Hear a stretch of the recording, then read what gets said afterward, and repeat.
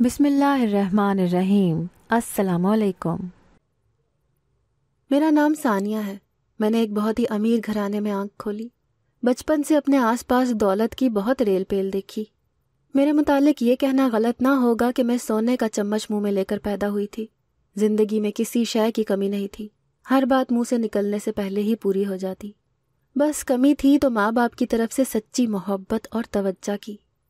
میرے ماں باپ دونوں ہی ایلیٹ کلاس سے تعلق رکھتے تھے، دونوں کی اپنی ہی مصروفیات تھیں اور دونوں کے پاس ہی مجھے دینے کے لیے وقت نہ تھا۔ دونوں کے مابین ہمیشہ ناچاکی پائی جاتی، جس کا اثر سب سے زیادہ میرے باپ کے دماغ پر ہوتا اور وہ اکثر ہی ڈپریشن کا شکار رہنے لگا۔ لیکن ان حالات میں بھی ماں کو گھر فرصت نہیں تھی کہ گھر کو توجہ دے، انہیں تو اپنی پارٹیز اور کلب کی ممبرشپ عزیز تھی۔ میری ماں کا یہ غیر سنجیدہ رویہ دیکھ دیکھ کر میرے باپ کا ذہنی دباؤ وقت کے ساتھ ساتھ مزید بڑھنے لگا اور اس نے نشہ آور ادویات کا استعمال بڑھا دیا، جس کی وجہ سے ایک رات میرا باپ دوائی کی زیادہ مقدار لینے کے باعث جان سے ہاتھ دھو بیٹھا۔ باپ کے مرنے کے بعد چند دن تو ماں نے صبر سے گھر میں گزارے، لیکن اس کے بعد وہ دوبارہ سے اپنی زندگی میں مگن ہو گئی اور میں ایک مرتبہ پھر سے نوکروں کے رحم و کرم پر آ گئی۔ یوں ہی شب و روز گزارتے ہوئے میرے باپ کو مرے ہوئے 5 سال گزر چکے تھے، مگر جب میری عمر 16 سال کی ہوئی تو میری ماں نے ایک دن مجھے بتایا کہ وہ کاروبار کے سلسلے میں ملک سے باہر جا رہی تھیں اور 1 سال تک واپس آنا مشکل ہی ہے۔ ماں تو پہلے ہی زیادہ توجہ اور وقت نہ دیتی تھی، مجھے اس کے دور جانے سے بھلا کیا مسئلہ ہو سکتا تھا؟ میں نے کوئی رد عمل ظاہر نہ کیا اور رضامندی دے دی۔ ماں نے جانے سے پہلے میرا داخلہ شہر کے مہنگے ترین کالج میں کروا دیا تھا اور میں اب کالج کی زندگی میں مصروف ہو گئی تھی۔ یہ ایک بڑا کالج تھا جہاں لڑکے لڑکیاں ساتھ پڑھتے تھے، لیکن میں کسی سے بھی زیادہ گھلتی ملتی نہ تھی اور اپنے کام سے کام رکھتی تھی۔ کبھی کبھی میری ماں فون کر کے خیریت دریافت کر لیتی تو اچھا لگتا تھا کہ کم از کم اس نے مجھے یاد تو رکھا ہے۔ کچھ دن سے کالج میں ایک لڑکا میرے آس پاس منڈلانے لگا تھا، میں جہاں جاتی وہ وہیں آ جاتا اور میرے ارد گرد ہی رہتا۔ میں ان سب سے بے خبر نہیں تھی، لیکن اسے مسلسل نظر انداز کیے ہوئے تھی۔ ایک دن وہ کلاس میں میرے پاس آ کر کہنے لگا کہ اسے 2 دن کے لیے میرے نوٹس چاہیے، اس نے ٹیچر سے اجازت لے لی ہے۔ میں نے اسے چپ چاپ اپنے نوٹس پکڑا دیے اور خود وہاں سے ہٹ گئی۔ نوٹس دینے کے ٹھیک 1 دن کے بعد میرے گھر پر ایک اجنبی نمبر سے کال آئی جو اسی لڑکے کی تھی۔ مجھے بہت حیرانی ہوئی کہ اس کے پاس میرا نمبر کہاں سے آیا ہے، لیکن اس کے جواب میں وہ لڑکا مجھے بتانے لگا کہ میرے نوٹس پر ہی میرے گھر کا نمبر لکھا ہوا تھا، اور یوں مجھے یاد آ گیا کہ میں ہمیشہ اپنی نوٹ بکس پر اپنا نمبر لکھ دیتی ہوں کہ اگر گم ہو جائے تو بر وقت اطلاع مل جائے۔ اس نے مزید کہا کہ اگر مجھے نوٹس کی ضرورت ہو تو وہ میرے گھر آ کر دے جائے کیونکہ اس کا کام ہو چکا تھا۔ میں نے اسے گھر کا ایڈریس دے دیا اور کچھ ہی دیر بعد وہ میرے گھر آ گیا۔ تھوڑی ہی دیر بعد وہ میرے گھر چلا آیا اور مجھے میرے نوٹس دے کر چلا گیا۔ مجھے اس سے اندازہ ہوا کہ وہ لڑکا برا نہیں ہے، مجھے اس کے لیے تھوڑی سی نرمی دل میں رکھنی چاہیے۔ اس دن کے بعد سے میں کالج میں، جو کبھی کسی لڑکی سے بھی گھلتی ملتی نہ تھی، اس لڑکے سے بات کرنے لگی۔ میں نے اسے اپنے والدین کے بارے میں بھی سب سچ سچ بتایا ہوا تھا۔ کالج میں سبھی لڑکے لڑکیاں ہم دونوں کی گہری ہوتی دوستی کو نوٹ کر رہے تھے، لیکن ہمیں پرواہ نہیں تھی۔ مجھے یہ جان کر افسوس ہوا کہ میری طرح اس لڑکے کا باپ بھی زندہ نہیں تھا اور وہ اپنی ماں کے ساتھ ہی رہتا تھا۔ اس کے باپ کو مرے ہوئے ابھی 1 سال ہی گزرا تھا۔ ایک دن اس نے مجھے گھر آنے کی دعوت دی کہ ماں سے بھی مل لو اور آج رات کا کھانا انہی کے ہاتھ کا کھاؤں۔ مجھے بھلا کیا اعتراض ہو سکتا تھا؟ اس طرح مجھے مزید اسے جاننے کا موقع مل رہا تھا۔ میں نے فوراً حامی بھر لی اور شام کو اس کے گھر جا پہنچی۔ اس لڑکے کی ماں بہت پیار سے مجھ سے ملی۔ اس کے مزاج میں ممتا کی سچی محبت گھلی ہوئی تھی، جسے محسوس کر کے میں اپنی ماں کو یاد کرتے ہوئے احساس کمتری کا شکار ہونے لگی۔ میرے دوست نے مجھے کہا کہ کھانا بننے میں ابھی کچھ دیر ہے، کیوں نہ میں اس کا کمرہ تب تک دیکھ لوں۔ میں خوشی خوشی اس کے کمرے میں چلی آئی اور اس کی ایک ایک چیز کو دلچسپی سے دیکھتے ہوئے اچانک میری نظر اس کے پلنگ کے ساتھ موجود میز پر رکھی ہوئی ایک چھوٹی سی فریم کی جانب بھٹک گئی، جس میں ایک شخص کی تصویر موجود تھی۔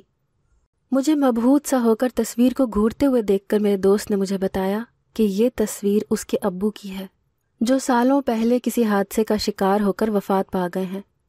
لیکن میں اب بھی تصویر کو بغور دیکھ رہی تھی، کیونکہ تصویر میں موجود شخص کی شکل ہو بہو میرے باپ جیسی تھی۔ چہرے کے کافی خد و خال میرے باپ سے مشابہت رکھتے تھے، جو کہ میرے لیے حیران کن بات تھی۔ میں شش و پنج میں مبتلا ہو کر رہ گئی تھی۔ اس دن میں نے بے دلی سے کھانا کھایا اور اپنے گھر واپس آ گئی۔ رات دیر تک میرے دماغ میں وہ تصویر ہی گردش کرتی رہی کہ کوئی کیسے اتنی مشابہت دکھا سکتا ہے۔ میں نے سن رکھا تھا کہ دنیا میں ایک ہی شکل کے 7 لوگ موجود ہوتے ہیں، شاید یہ وہی بات سچ ثابت ہو چکی تھی۔ اگلے روز جب میرا دوست مجھ سے ملنے آیا تو میں نے اسے اپنے باپ کی تصویر دکھائی، جسے دیکھ کر وہ بھی ایک لمحے کے لیے کچھ بول نہ سکا، لیکن اگلے ہی لمحے اس نے زوردار کہا لگایا کہ چلو ہمارے درمیان انسیت کی کوئی وجہ تو بنی، اس وجہ سے ہم دونوں ہمیشہ ایک دوسرے کو یاد رکھیں گے۔ میں بھی اس کی بات کو ہلکے پھلکے مزاح میں لیتے ہوئے مسکرا دی، اور اس دن کے بعد ہمارے درمیان دوستی کا رشتہ اور بھی مضبوط ہو گیا۔ ہم روز ملتے اور گھنٹوں باتیں کرتے۔ اس طرح یہ دوستی کب محبت میں بدل گئی پتہ ہی نہیں چلا، اور 1 سال بھی گزر گیا۔ ایک دن میری ماں نے فون کر کے مجھے بتایا کہ وہ جلد واپس آنے والی ہے اور ایک بڑی مشکل میں بھی پھنسی ہوئی ہے۔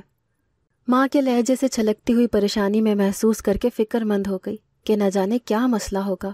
بہرحال وہ میری ماں تھی اور انہی کی محنت سے یہ گھر چل رہا تھا۔ میں بے چینی سے ماں کی واپسی کے دن گننے لگی۔ آخر 1 ہفتے بعد میری ماں اپنے وطن واپس لوٹ کر آئی۔ میں نے نوٹ کیا کہ ماں پہلے سے زیادہ کمزور ہو چکی ہیں اور مزاج میں بھی کافی تبدیلی آئی ہے۔ جہاں پہلے کبھی آ کر اپنی زندگی میں مصروف ہو جاتی تھیں، وہیں اب گھر کو اور مجھے توجہ دے رہی تھیں۔ میں بھی زندگی میں پہلی بار ماں کی توجہ حاصل کر کے بہت خوش رہ رہی تھی۔ میں کوشش کرتی کہ زیادہ سے زیادہ وقت ماں کے ساتھ ہی گزاروں تاکہ اس طرح ہم دونوں ایک دوسرے کے قریب رہ سکیں۔ ایک دن رات کے وقت جب میں سونے سے پہلے اپنی ماں کے پاس بیٹھی ہوئی تھی تو ماں نے مجھ سے اچانک پوچھ لیا کہ اگر وہ مجھ سے کوئی بڑی قربانی مانگے تو کیا میں دے سکتی ہوں؟ میں نے بغیر سوچے سمجھے جھٹ سے کہہ دیا کہ ہاں میں ایسا کر سکتی ہوں۔ تو میری ماں میرا ہاتھ پکڑ کر کہنے لگی کہ ٹھیک ہے، پھر آؤ میرے ساتھ اور جیسا میں کہتی ہوں ویسا ہی تم نے کرنا ہے۔ میں اٹھ کر اپنی ماں کے ساتھ حیران اور تجسس میں مبتلا سی چل پڑی۔ ماں مجھے گھر کے پچھلے احاطے میں بنے ہوئے کوارٹر میں لے آئی اور قطار میں بنے ہوئے کوارٹر میں سے ایک کا دروازہ کھول کر اندر لے گئی۔ اندر جا کر جو منظر میں نے دیکھا اس سے میری آنکھیں پھٹی کی پھٹی رہ گئیں اور ہوش و حواس جاتے ہوئے محسوس ہوئے۔ اس بوسیدہ کمرے میں جا بجا کسی چھوٹے بچے کا سامان بکھرا ہوا تھا اور ایک چند ماہ کا نومولود بچہ جھولے میں سو رہا تھا، جو میرے کھٹکنے کی اصل وجہ تھی۔ اس سے پہلے کہ بچے کے متعلق میں ماں سے کچھ پوچھتی، میری ماں نے وہ چھوٹا بچہ جھولے سے اٹھا کر لا کر میری گود میں ڈال دیا۔ بچہ میری گود میں ڈال کر بغیر کچھ کہنے کا موقع دیے ماں نے میرے سامنے ہاتھ جوڑ دیا کہ تم یہ سب کو کہہ دو کہ یہ بچہ میرا ہے اور اپنی ماں کی عزت بچا لو۔ میں اپنی ماں کی عجیب و غریب فرمائش سن کر دنگ رہ گئی۔ میں تو ایک کنواری لڑکی ہوں، میں کیسے سب کو یقین دلاؤں کہ یہ میرا بچہ ہے؟ میں نے اپنی ماں کی جانب بے یقینی سے دیکھا کہ ایسا کیسے ممکن ہے، جس پر اس نے مجھے مزید حل پیش کرتے ہوئے کہا کہ میں سب کو یہ کہہ دوں کہ گھر میں اکیلے رہنے کی وجہ سے میں بور ہونے لگی تھی اور یہ بچہ میں نے یتیم خانے سے گود لیا ہے، لیکن بس میری عزت بچا لو۔ رات کے اس پہر میرے سامنے گرفتاری ہوئی میری ماں اور گود میں پڑے ہوئے بچے کو دیکھ کر مجھے کچھ سمجھ نہ آئی کہ میں کیا کروں، لیکن اپنی ماں کی التجا کے سامنے میں ہار گئی تھی اور میں نے بچے کو اپنانے کا فیصلہ کر لیا، جس سے میری ماں بہت خوش ہوئی اور ہم دونوں بچے کے ساتھ اپنے کمرے میں واپس آ گئے۔ اگلے دن میرا کلاس فیلو، جو کہ میرا دوست بھی تھا، مجھ سے ملنے آیا تو میرے پاس ایک بچے کو دیکھ کر حیران رہ گیا۔ میں نے اسے بتایا کہ یہ بچہ میں نے اڈاپٹ کر لیا ہے، جس پر وہ کچھ ناراض ہوا۔ اس نے مجھے سمجھانے کی کوشش کی کہ مصروف رہنے کے لیے میرے پاس کرنے کو بہت کچھ ہے، لیکن بچہ پالنا آسان نہیں ہے، مگر میں نے اسے یہ کہہ کر چپ کروا دیا کہ مجھے بچے پسند ہیں اور میں یہ ذمہ داری اٹھا سکتی ہوں۔ میں نے اسے 2 ٹوک جواب دیا، جس پر وہ کچھ خفا سا میرے گھر سے چلا گیا۔ میں نے ہر کسی کو یہی بتایا کہ یہ بچہ میرا گود لیا ہوا ہے۔ مختلف لوگ مختلف رائے قائم کرتے، لیکن مجھے کچھ اور ہی فکر کھائے جا رہی تھی۔ میں نے بچے کی دیکھ بھال کے لیے ایک ملازمہ رکھ لی اور خود اپنی پڑھائی پر دھیان دینے کی کوشش کرنے لگی، لیکن یہ بہت مشکل ہو گیا تھا، کیونکہ لوگوں کو تو میں نے مختلف ہیلے بہانوں سے چپ کروا دیا تھا، مگر اپنے دل و دماغ کا کیا کرتی، جو یہ سوچ کر ہر وقت پریشان رہتے کہ آخر اصل میں یہ بچہ کون ہے، کس کا ہے اور اس کا اصلی باپ کون ہے۔ یہ ایسے سوال تھے جن کا میرے پاس کوئی جواب نہیں تھا۔ دوسری جانب میری ماں ایک مرتبہ پھر سے اپنی پہلے والی زندگی میں لوٹ گئی تھی۔ اس نے وہی چال چلن دوبارہ اپنا لیے تھے اور مجھ پر توجہ پھر کم کرتے کرتے ختم ہی کر دی۔ وہ بچے کو میرے حوالے کر کے ضرورت سے زیادہ ہی بے فکر اور آزاد ہو گئی تھی، جس سے مجھے شک ہو گیا تھا کہ اس بچے کا تعلق ضرور میری ماں سے ہی ہے۔ ہو نہ ہو وہ مجھ سے ضرور کچھ چھپا رہی تھی، لیکن مجھے معلوم کرنا تھا کہ آخر میری ماں کا تعلق کس سے ہے۔ اس مقصد کے لیے مجھے ایک شخص کا ساتھ درکار تھا۔ میں نے پہلے اپنے دوست کے متعلق سوچا۔ ایک دن میں نے اسے کالج کے گراؤنڈ میں دیکھ کر اس سے بات کرنے کی کوشش کی اور اسے کہا کہ مجھے اس کی مدد چاہیے، لیکن اس نے سنجیدگی سے میری بات نہ سنی اور پھر اس کے رویے میں بدلاؤ دیکھ کر میں نے اکیلے ہی سچائی جاننے کا فیصلہ کیا۔ میں نے دن رات ماں کے معمولات پر نظر رکھنا شروع کر دی، لیکن کوئی بھی ایسی انہونی بات مجھے نظر نہیں آئی اور نہ ہی میں کچھ جان سکی تھی۔ ماں اپنے معمول کے مطابق آفس جاتی، اپنے دوستوں سے ملتی، کاروباری شخصیات سے ملتی اور رات کو گھر آ جاتی۔ آخر میں نے دوسرا پلان ترتیب دیا اور ایک دن خفیہ طور پر میں نے ماں کے کمرے کا لینڈ لائن فون اور اپنے فون کا کنیکشن ایک ساتھ جوڑ دیا تھا اور راتوں کو انتظار کرنے لگی کہ دن کے بعد ماں رات کو کیا کرتی ہے، کیونکہ اب تک مجھے ماں کی طرف سے تشویش لاحق ہو چکی تھی کہ ماں کسی سے تو ملتی ضرور ہے۔ ابھی فون لگائے چند ہی دن گزرے تھے کہ ایک رات ایک فون کال نے مجھے چونکنے پر مجبور کر دیا اور میرے کان کھڑے ہو گئے۔ اس دن آدھی رات کو ماں نے کسی اجنبی آدمی سے فون پر بات کی۔ دونوں کے درمیان بے تکلفی سے پتہ چلتا تھا کہ طویل عرصے سے آشنائی ہے۔ بات کرتے ہوئے ماں نے اس شخص کو اگلی رات ملنے کا کہا، جس پر وہ اجنبی شخص مان گیا۔ مجھے میرے سوال کا آدھا جواب مل چکا تھا، یعنی حقیقتاً میری ماں کی زندگی میں کوئی دوسرا شخص شامل ہو چکا تھا، لیکن آدھا سچ جاننا ابھی باقی تھا۔ اسی لیے اگلے دن میں ماں کی غیر موجودگی میں اس کے کمرے میں چھپ گئی۔ رات دیر سے جب ماں گھر واپس آ کر اپنے کمرے میں آئی تو میں سانس روکے پردے کے پیچھے چھپی ہوئی تھی۔ دل ہی دل میں مجھے ڈر تھا کہ اگر ماں نے اس وقت مجھے یہاں دیکھ لیا تو ساری زندگی میں کبھی بھی سچ کا پتہ نہ لگا سکوں گی۔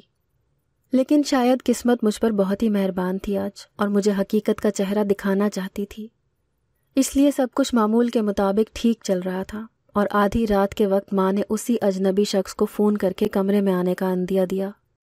وہ شخص یقیناً گھر کے پچھلے راستے سے دبے پاؤں اندر آیا تھا، اسی لیے ملازمین کو کانوں کان خبر نہ ہوئی اور سیدھا ماں کے کمرے کی جانب چلا آیا۔ میں پردے کے پیچھے چھپی یہ سب دیکھ رہی تھی اور آنے والے شخص کو دیکھ کر میری آنکھیں پھٹی کی پھٹی رہ گئیں۔ زمین و آسمان میری نظروں کے سامنے گھوم گئے جب میں نے دیکھا کہ وہ شخص تو کوئی اور نہیں بلکہ میرا سگا باپ ہے۔ لیکن اگلے ہی لمحے میں نے دماغ کے گھوڑے دوڑانے شروع کر دیے، کیونکہ میرا باپ تو مر چکا تھا اور اسے میری نظروں کے سامنے ہی دفنایا گیا تھا۔ کسی بھی انسان کو اپنے ہی گھر میں چھپنے کی کیا ضرورت ہو سکتی تھی؟ یہ ضرور کوئی اور شخص ہے جس کی شکل میرے باپ سے مشابہت رکھتی ہے۔ یہ سوچتے ہی میرے دماغ میں جھماکا سا ہوا اور میری یادداشت نے فوراً کام کیا کہ یہ شخص تو وہی ہے جس کی تصویر میں نے اپنے دوست کے گھر دیکھی تھی، لیکن اسے بھی مرا ہوا بتایا گیا تھا، تو پھر یہ زندہ کیسے ہے؟ کیا یہ اپنے بیوی بیٹے سے جھوٹ بول رہا تھا یا ان دونوں نے مجھ سے غلط بیانی کی تھی؟ اس کا میری ماں سے ناجائز تعلق ہے یا پھر دونوں کے درمیان نکاح کا رشتہ موجود تھا؟ لیکن ان سب سوالات کا میرے پاس کوئی جواب نہیں تھا۔ میری ماں کی اس شخص سے زیادہ کچھ خاص بات نہ ہوئی تھی، اس ملاقات کا مقصد صرف ملنا تھا۔ یہ بھی اچھا تھا کہ وہ شخص زیادہ دیر وہاں موجود نہیں رہا، جیسے آیا تھا ویسے ہی خفیہ طریقے سے چلا گیا۔ اس کے جاتے ہی میری ماں بھی کمرے سے باہر نکل گئی اور اس دوران مجھے موقع مل گیا۔ میں بھی دبے پاؤں اپنے کمرے میں آ گئی اور ساری رات جاگ کر یہ سوچنے میں گزار دی کہ اب آگے مجھے کیا کرنا چاہیے۔ مجھے سب سے پہلے اپنے دوست کے دل میں آئی اس بدگمانی کو دور کرنا تھا اور اسے اس کے باپ کی حقیقت سے آگاہ کرنا تھا، لیکن اس سے بھی پہلے مجھے یہ بچہ اپنی ماں کو واپس کرنا تھا جو شاید اس کی ناجائز ہی اولاد تھی۔ اگلے دن میں نے سب سے پہلا کام یہی کیا، بچہ لا کر ماں کے پاس رکھ دیا کہ اب میں اسے مزید نہیں سنبھال سکتی، کیونکہ دنیا مجھ سے اس کے بارے میں پوچھتی ہے اور عجیب عجیب سوال کرتی ہے۔ آپ نے بھی مجھے نہیں بتایا کہ یہ کون ہے اور کس کا بچہ ہے، مجھ سے سچائی چھپانے کا کیا مقصد ہے؟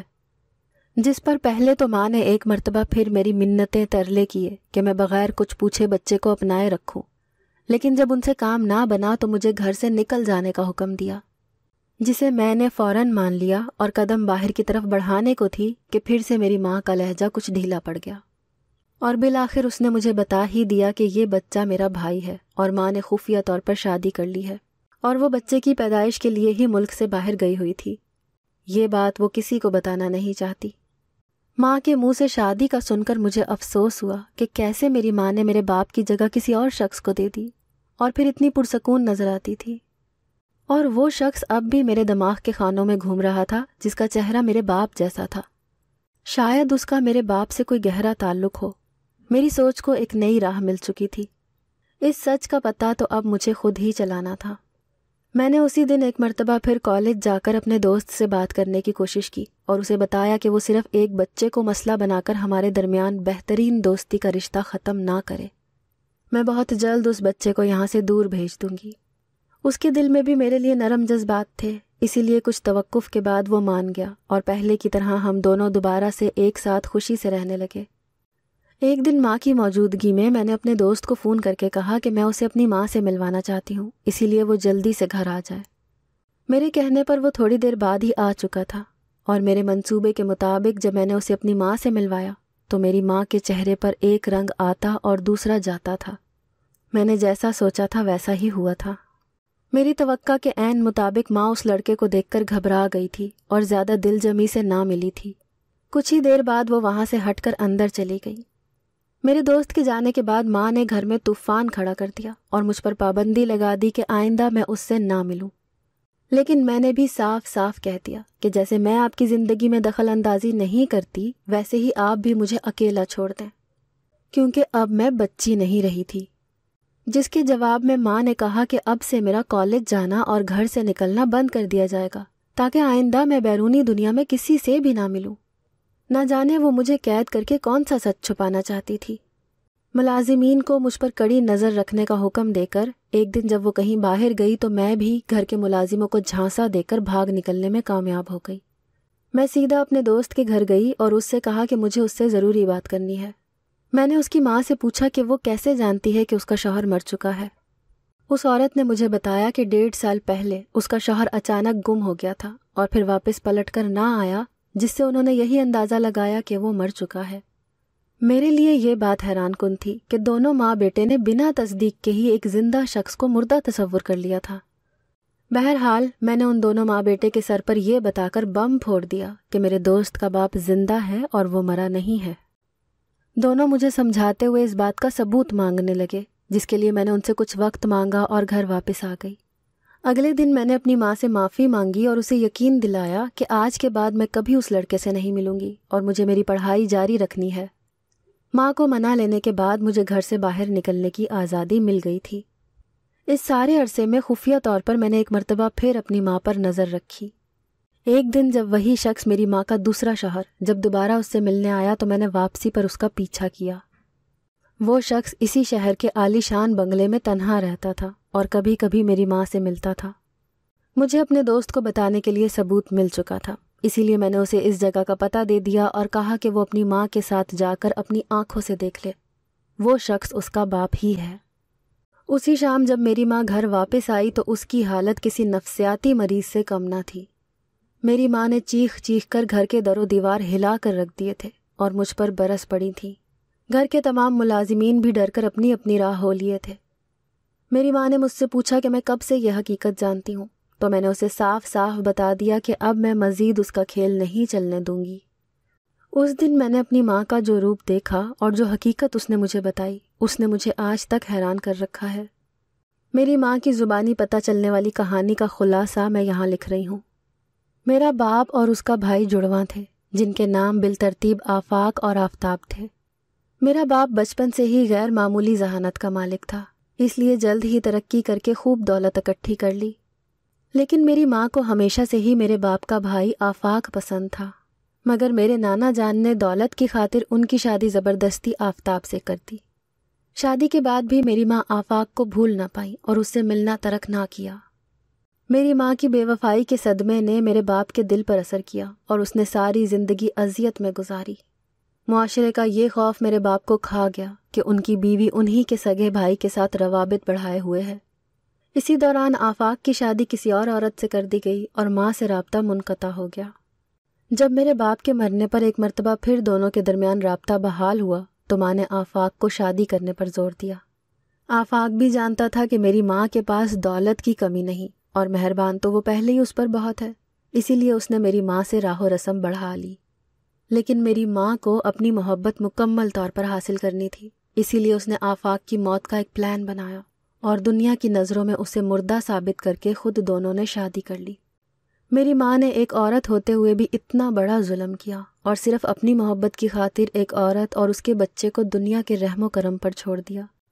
جبکہ آفاق بھی اس گناہ میں برابر کا شریک تھا، لیکن اس نے اپنے گناہ کا کچھ نہ کچھ کفارہ ادا کر دیا تھا۔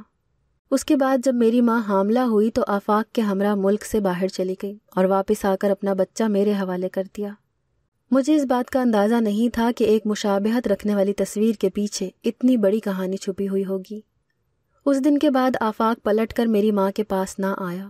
شاید اسے اپنی غلطی کا احساس ہو گیا تھا اور اس نے ماں کو طلاق کے کاغذ بھیج دیے، جنہیں دیکھ کر میری ماں پاگل ہو گئی اور اسے اپنا کوئی ہوش ہی نہ رہا۔ وہ اپنی تباہی کا ذمہ دار مجھے ٹھہراتی تھی۔ میں نے اپنے سوتیلے بھائی کو بورڈنگ اسکول میں بھیج دیا، جہاں وہ ان سب سے دور رہ کر پرورش پا رہا تھا۔ کچھ عرصے بعد جب میں اپنے دوست سے دوبارہ ملی تو اس نے مجھے شادی کا پیغام بھیجا، جسے میں نے ٹھکرا دیا، کیونکہ جب تک میری ماں زندہ رہ کر اپنے کیے کی سزا کاٹ رہی تھی، میں اس کی سزا میں مزید اضافہ نہیں کرنا چاہتی تھی۔ اگر بچپن میں ہی مجھے میرے سگے رشتوں سے روشناس کروایا جاتا تو حالات آج یکسر مختلف ہوتے۔ اگر آپ کو آج کی ہماری کہانی پسند آئی ہے تو اسے لائک کیجیے اور اپنے پیاروں کے ساتھ شیئر کیجیے، اور ہاں، اگر ابھی تک آپ نے ہمارا چینل سبسکرائب نہیں کیا تو ضرور کیجیے۔ ملتے ہیں کل ایک نئی اور دلچسپ کہانی کے ساتھ، تب تک کے لیے اللہ حافظ۔